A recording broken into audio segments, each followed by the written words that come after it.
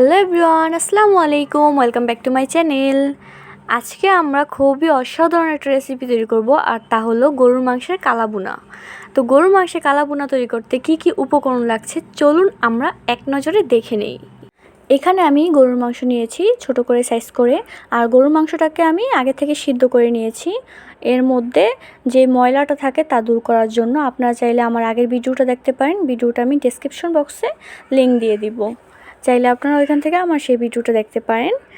এখানে আমি নিয়েছি বেরেস্তা, নিয়েছি আদা রসুনের পেস্ট, এখানে নিয়েছি অয়েল, নিয়েছি পেঁয়াজ কুচি, আর এখানে আমি শুকনো উপকরণগুলোকে ব্লেন্ডার করে নিয়েছি, যেমন এলাচ, দারচিনি, জায়ফল, জায়ত্রী, লবঙ্গ, তারপরে এলাচ, মানে সব কিছু একটা মিক্স করে এটার শুকনো উপকরণ বানিয়ে নিয়েছি। এখানে নিয়েছি এলাচ, দারচিনি, তেজপাতা, নিয়েছি রাঁধুনি মশলা, আর এখানে একটা ম্যাগি মশলা, এটা লবণের কাজটা করে, আপনারা এটা না থাকলে লবণটা ইউজ করতে পারেন। তো এবার আমি প্রস্তুত প্রণালীতে চলে যাই। এখন আমি মাংসের সাথে সবগুলো উপকরণ একসাথে মিক্স করে নেব। এখানে দিয়ে দিলাম আদা রসুনের পেস্ট, দিয়ে দিলাম তেজপাতা, দারচিনি, এলাচ, লবঙ্গ, দিয়ে দিলাম রাঁধুনি মশলা, এরপরে দিয়ে দিব পেঁয়াজ কুচি, মানে সবগুলো উপকরণ একসাথে দিয়ে মিক্স করে নিতে হবে। এর মধ্যে দিয়ে দিলাম বেরেস্তা কুচি। কালাবুনার জন্য কিন্তু বেরেস্তা কুচিটা অনেক অনেক ইম্পর্টেন্ট, এইটা কিন্তু দিবেন। এরপরে দিয়ে দিলাম অয়েল,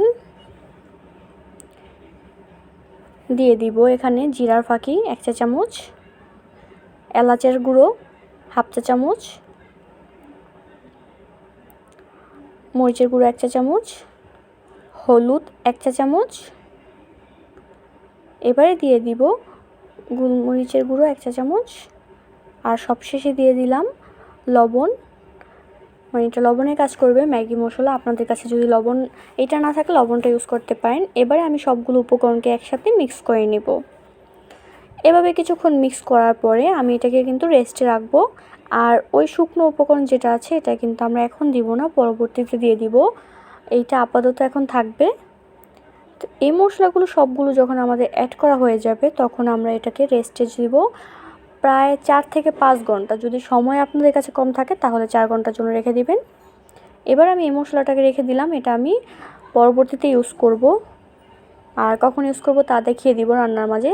তো এবারে আমরা 4 ঘন্টার জন্য রেস্টে রেখে দিব, ফিরে আসবো 4 ঘন্টা পরে। তো সাথেই থাকুন।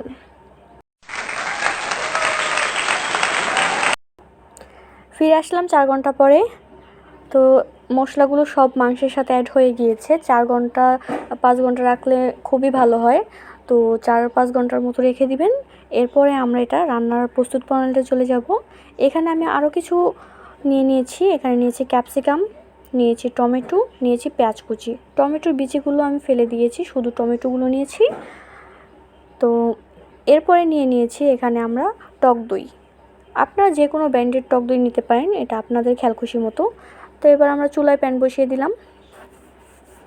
এখানে আমরা অল্প পরিমাণে তেল ইউজ করব, যেহেতু আমরা আগে থেকে তেলটা ইউজ করেছি মাংসের মধ্যে, তাই বেশি পরিমাণ তেল দিচ্ছি না। এর মধ্যে দিয়ে দিব পেঁয়াজ, দিয়ে দিব ক্যাপসিকাম কুচি, পেঁয়াজটাকে একটু নেড়ে চেড়ে এর মধ্যে দিয়ে দিব ক্যাপসিকাম কুচি। ক্যাপসিকামগুলো দেওয়া হয়ে গেলে দিয়ে দিব টমেটো কুচি। এরপরে আবারও আমরা কিছুক্ষণ নেড়ে চেড়ে নিব। আমার ভিডিওগুলো যদি আপনাদের ভালো লাগে তাহলে অবশ্যই লাইক, কমেন্ট, শেয়ার করতে বলবেন না।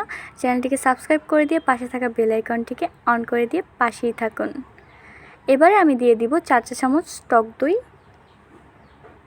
4 চামচ টক দই দেওয়ার পরে আমি আবারও নেড়ে চেড়ে নিব। এবারে আমি আগে থেকে যে মাংসগুলোকে 4 ঘন্টার জন্য রেস্টে রেখেছিলাম ওই মাংসগুলো দিয়ে দিব এর মধ্যে।